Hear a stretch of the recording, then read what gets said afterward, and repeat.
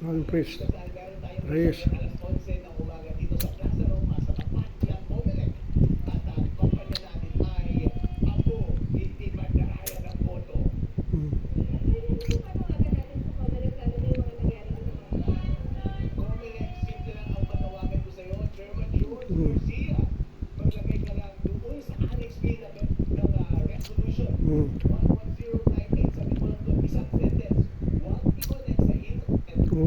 Connect sa internet ang ACMs bagong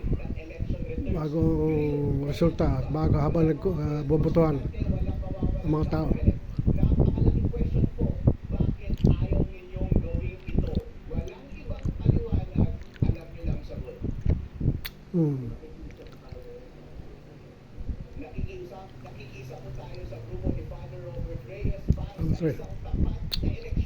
Top election.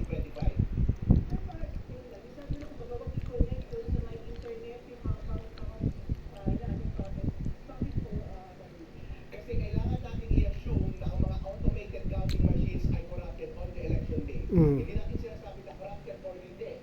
Pero bilang isang eksperto ng IT, kailangan naman i-minimize natin ang lahat ng moment para manalo ang eleksyon. Wala namang mawawala sa atin kung disconnected sa internet yung voting machines on election day. Pero isipin natin mabuti bilang mga Pilipino, kung merong mandaraya sa ating eleksyon ngayong 2025, manggagaling ba sa loob ng gobyerno o hindi? Alam nyo na ang sagot dyan.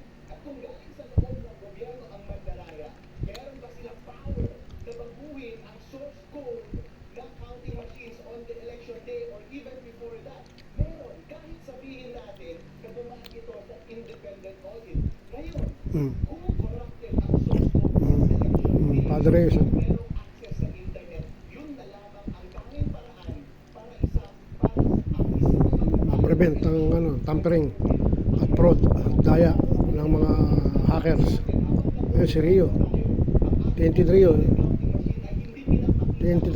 Padre Reyes, Attorney Repispicio sa salita.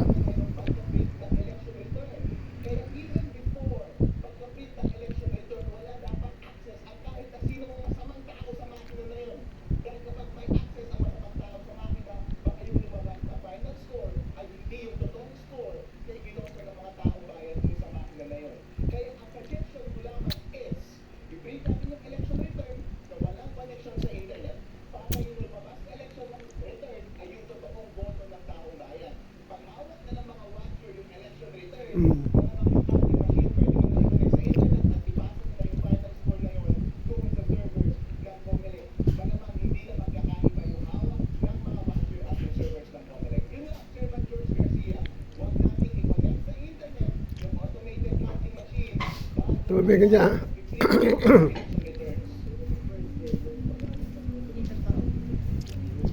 Spisyo ang torne yung nagbabala sa Comelec.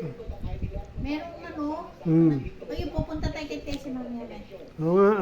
Meron dyan sa, ano pa yung sabi, yung sa cellphone, kidnap yung bakit? na kidnap cellphone pa. Kidnap. May tikling.